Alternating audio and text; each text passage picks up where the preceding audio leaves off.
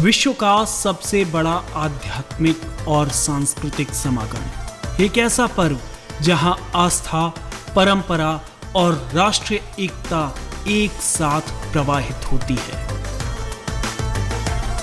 ये तस्वीरें महाकुंभ 2025 के अंतिम स्नान यानी शिवरात्रि की हैं।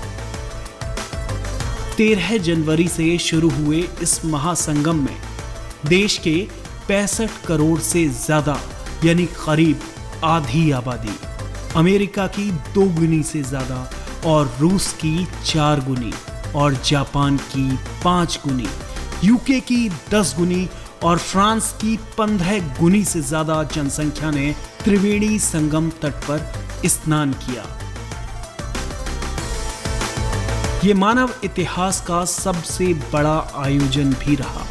इससे पहले इतनी बड़ी संख्या में लोगों के सहभागी होने के प्रमाण नहीं मिलते। इस ऐतिहासिक आयोजन में भारत के प्रथम नागरिक से लेकर लोकतंत्र के शीर्ष प्रतिनिधियों तक ने अपनी सहभागिता दर्ज कराई।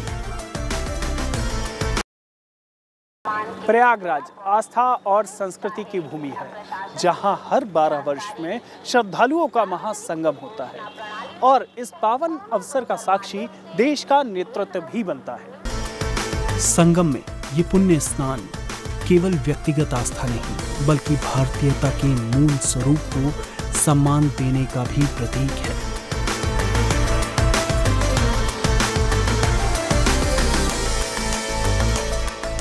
देश की राष्ट्रपति द्रौपदी मुर्मू भी 10 फरवरी को महाकुंभ के दौरान प्रयागराज पहुंची। डुबकी लगाने से पहले राष्ट्रपति ने त्रिवेणी संगम में पुष्प और नारियल अर्पित किया और भगवान सूर्य को अर्घ्य देकर प्रणाम किया।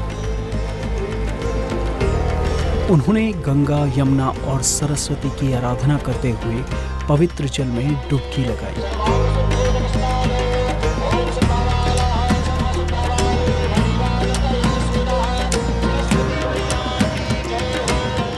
इसके बाद वैदिक मंत्रोच्चार और श्लोकों के बीच उन्होंने संगम स्थल पर पूजा अर्चना की और संगम की आरती भी उतारी। इस दौरान उनके साथ उत्तर प्रदेश की राज्यपाल आनंदीबेन पटेल और मुख्यमंत्री योगी आदित्यनाथ भी मौजूद रहे।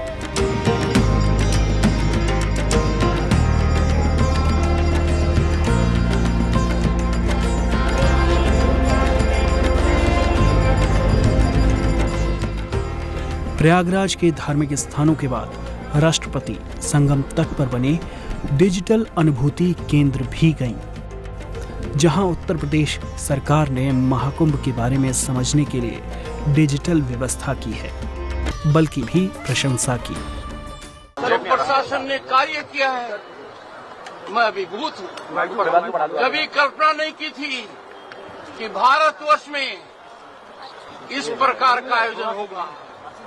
हर स्तर के ऊपर प्रशासन ने और माननीय मुख्यमंत्री जी ने जो चमत्कारी करिश्मा दिखाया है, एक हादसा हुआ और अंदाजा लगाइए कितनी त्वरित गति से, किस गति से हर मामले को हैंडल किया गया और आज तक दुनिया अचंभित हो जाएगी ये जानकर अमेरिका की जितनी पॉपुलेशन है इतने लोगों का तो आगमन हो चुका है यहाँ पर। हनुमान मंदिर के दर्शन के बाद उपराष्ट्रपति अक्षय वट भी पहुंचे।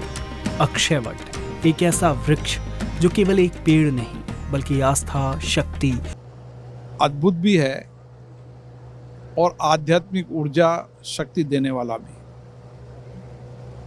हमारी परंपराओं में, हमारी संस्कृति में महाकुंभ का बहुत बड़ा महत्व होता है और इसीलिए महाकुंभ पर जहाँ ऋषि मुनि तप तपस्या के ज्ञान को समाज जीवन में देते हैं, वहीं हजारों लाखों भक्तों, करोड़ों भक्तों की श्रद्धा और विश्वास की भक्ति का, उनकी आस्था का और संगम की तट पर जहाँ पर गंगा नदी है, उस गंगा नदी का पवित्र स्थान का भी अपना महत्व है और इसीलिए हमारे आध्यात्मिक धार्मिक संस्कृति के अंदर जब हम ये कहते हैं कि ये कुंभ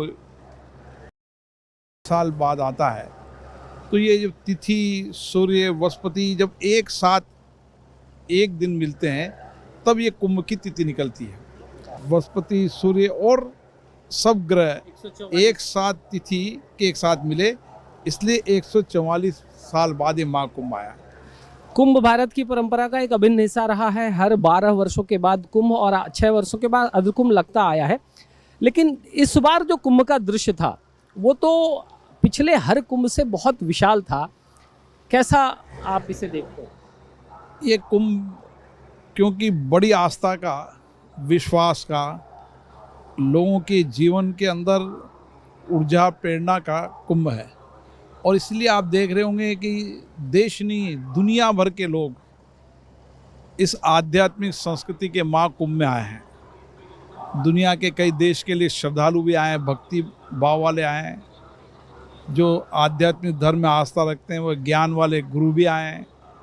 और इसलिए ये सारे देश के साथ पूरे विश्व के आध्यात्मिक धर्म आस्था रखने वाले और धर्म संस्कृति पर जिन्होंने नए शोध किए हैं और जिन्होंने पुराना पौराणिक रूप से भी पुरानी संस्कृति को भी और उसके साथ साथ हमारी पुरानी परंपराओं को भी समाहित करते हुए एक लोगों के बीच में अपने विचारों को, अपने अद्भुत ज्ञान को श्रद्धालुओं को देने का काम भी किया है। और वहीं इस महाकुंभ के स्नान का, संगम नदी के तट पर गंगा के स्नान का अपना महत्व है, और इसीलिए आत्मा की शुद्धि, विचारों की शुद्धि, मन की शुद्धि, तन की शुद्धि और उसके साथ आंतरिक ऊर्जा, ताकि उस ऊर्जा से हम समाज का कल्याण कर सकें, हमारे जीवन के अंदर आध्यात्मिक धर्म संस्कृति के सात्विक मार्ग पर चलें, ये हमें ऐसे धार्मिक उत्सव से प्रेरणा मिलती है। आपने भारतीय संस्कृति की परंपराओं के पुनर्जीवन की बात कही, उसके संरक्षण की बात कही। हमने देखा जब संसद का नया भवन बना तो वहाँ यज्ञ हवन हुआ, पहले नहीं होता था। एक सेंगोल स्थापित किया गया और अब धीरे धीरे ये सारी परंपराएं भी बहुत उसी रूप में पुनर्जीवित हो रही हैं। इसे आप कैसे देखते हैं? भारत में सभी धर्मों का सर्वधर्म सद्भाव, समानता, बंधुता, ये हमारे संविधान की मूल भावना है, और ये मूल भावना आई हमें आध्यात्मिक धर्म से। इसलिए सब धर्मों का पालन करने की स्वतंत्रता, जाति धर्म पंथ से विच्छेद पैदा नहीं होते। लोगों को धर्म जाति संस्कार कभी तोड़ते नहीं, जोड़ने का काम करते। महाकुंभ में समय समय पर कई राज्यों के मुख्यमंत्रियों और केंद्र सरकार के कैबिनेट मंत्रियों ने भी डुबकी लगाई। सभी ने महाकुंभ के भव्य आयोजन के लिए राज्य सरकार और केंद्र सरकार की पहल को सराहा। इतना बड़ा महाकुंभ, इतनी अच्छी व्यवस्थाएं राज्य सरकार, केंद्र सरकार ने माननीय प्रधानमंत्री नरेंद्र मोदी जी के मार्गदर्शन में जिस प्रकार से माननीय योगी जी ने सब श्रद्धालुओं के लिए व्यवस्थाएं की हैं, मुझे लगता है कि आनंद भी आ रहा है, स्वाद भी आ रहा है, और साथ ही साथ खुशी हो रही है कि हिंदू आस्था और इतने बड़े संख्या में, करोड़ों की संख्या में देश दुनिया से लोग आकर महाकुंभ में भगवान का आशीर्वाद लेके जा रहे हैं। और महाकुंभ का जो वर्षों की परंपरा है उसको पुनर्जीवित करने के लिए मैं प्रधानमंत्री जी और योगी जी का आभार व्यक्त करता हूँ। महाकुंभ केवल एक धार्मिक आयोजन नहीं, बल्कि आस्था, संस्कृति और अध्यात्म का महापर्व है। ये वो पावन क्षण है जब संपूर्ण विश्व एक साथ भारत की सनातन परंपरा का साक्षी बनता है। इस बार महाकुंभ में न केवल देश की महान विभूतियों बल्कि विदेशों से आए प्रतिष्ठित लोगों ने भी आस्था की डुबकी लगाई। ये आयोजन भारत की आध्यात्मिक विरासत की वैश्विक पहचान को और मजबूत करता है। महाकुंभ का आज समापन हो रहा है, लेकिन अंदाजा लगाया जा सकता है कि देश के करीब 70 करोड़ लोगों ने महाकुंभ में पवित्र त्रिवेणी संगम के किनारे स्नान किया। यानी देश की करीब आधी आबादी ने संगम तट पर स्नान का लाभ उठाया। बुधवार को महाशिवरात्रि के पावन अवसर पर अंतिम पूजन के साथ कुंभ का धार्मिक अनुष्ठान पूर्ण हुआ। साथ ही 144 साल बाद बने उस दुर्लभ संयोग का भी समापन हुआ जो दुनिया भर में मौजूद 60% से ज्यादा सनातन में आस्था रखने वालों को एक अस्थायी नगर में खींच लाया था। नव विक्रम सिंह, संसद टीवी।